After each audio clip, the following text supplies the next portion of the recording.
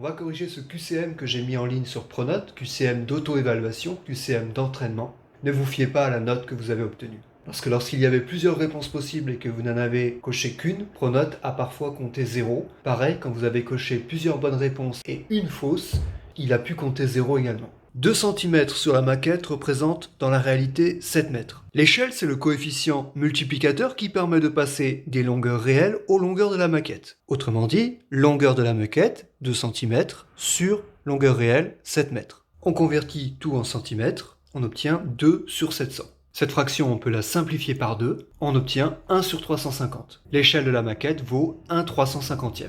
Autrement dit, la maquette est 350 fois plus petite que la réalité. Donc en divisant 2 mètres par 350, vous pouviez constater qu'on ne trouvait pas 7 cm. Par contre, en divisant 1,75 par 350, on trouve 0,005 mètres, ce qui fait bien 5 mm. L'échelle de la maquette ne vaut pas du tout 2 septièmes, on l'a calculé. Pour calculer l'aire d'un rectangle, on multiplie sa longueur par sa largeur. On n'oublie pas les unités, on obtient donc ça. Centimètre fois centimètre, ça donne des centimètres carrés. Il reste maintenant à multiplier 7 par 1,8. C'était donc aussi égal à ça. On trouve 12,6 cm². Est-ce que c'est environ 3 fois l'aire d'un carré de côté 2 cm? Calculons l'aire de ce carré. 2 cm fois 2 cm, 4 cm². 4 cm² fois 3, ça fait 12 cm².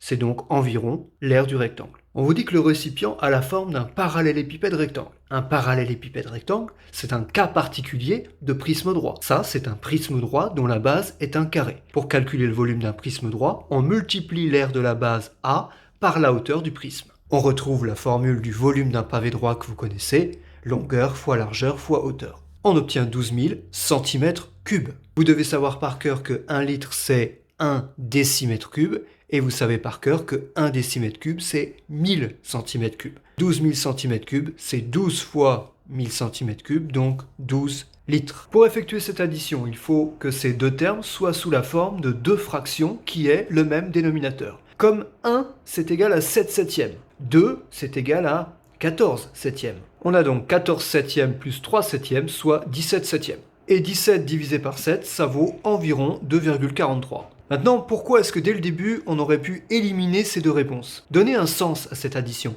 2 pizzas plus 3 septièmes d'une pizza. En tout, vous allez avoir plus de 2 pizzas. Vous ne pouvez donc pas avoir 5 neuvièmes de pizza. Ce serait moins d'une pizza. Et pas non plus 5 septièmes de pizza. Le ratio est de 2, 3, 5. Donc en tout, il y a 2 plus 3 plus 5, soit 10 parts. On partage donc la somme de 15 000 € en 10 parts. Chaque part vaut 1 500 €. Il y a une personne qui prend 2 parts, donc 3 000 €. La deuxième personne prend 3 parts, donc 4 500 €. La troisième personne prend 5 parts, donc 7 500 €. Les réponses bonnes sont donc ces deux-là. La valeur de cette expression est le résultat d'une soustraction, c'est donc une différence. Soustraire un nombre revient à additionner son opposé, donc soustraire 4,9 revient à additionner l'opposé de 4,9 qui est moins 4,9.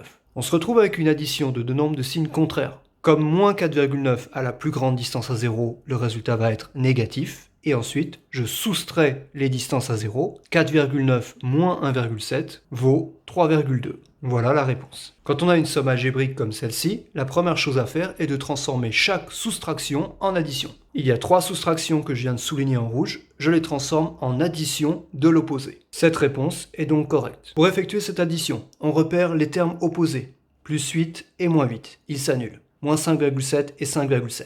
Il reste donc 1,3 plus moins 10. C'est une addition de deux nombres de signes contraires. Moins 10 à la plus grande distance à 0, donc le résultat est négatif. Je soustrais les distances à 0, je fais 10 moins 1,3, j'obtiens 8,7. La deuxième réponse est donc fausse, la troisième aussi, puisqu'on n'a pas moins 1,3 mais plus 1,3, et cette réponse est bonne, 1,3 plus moins 10. Si on a un triangle rectangle dont l'un des angles mesure 25 degrés, on a 90 degrés, plus 25 degrés, 115 degrés. La somme des trois angles vaut 180 degrés, il manque donc 65 degrés. Maintenant, quand on additionne les deux angles sauf celui de 25, on obtient 65 plus 90 qui fait bien 155 degrés. Les deux autres angles ont bien pour mesure 65 degrés et 90 degrés. Le point E a bien pour coordonnées 1, 4. Le point A a bien pour coordonnées moins 2, moins 1. Le point D, son abscisse vaut moins 4, mais son ordonnée sur l'axe des ordonnées vaut 0. Cette affirmation est donc fausse. Le point B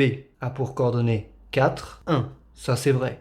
Le point C a pour coordonnées 5, moins 2, et non pas moins 2, 5. Ici, l'abscisse et l'ordonnée ont été inversées. Cette affirmation est fausse. Ce prisme droit a deux bases en forme de triangle rectangle, et les trois arêtes qui se situent ici sont perpendiculaires aux deux bases et s'appellent des arêtes latérales. Volume d'un prisme droit. On rappelle qu'on multiplie l'aire de la base par la hauteur du prisme. La base a quelle forme? Elle a la forme d'un triangle rectangle, d'après la formule de l'aire d'un triangle. 4 x 3, 12, divisé par 2, 6. Ça donne 6 cm². Donc le volume du prisme, c'est 6 cm², ça c'est l'aire qui est là, multiplié par la hauteur du prisme fois 7 cm.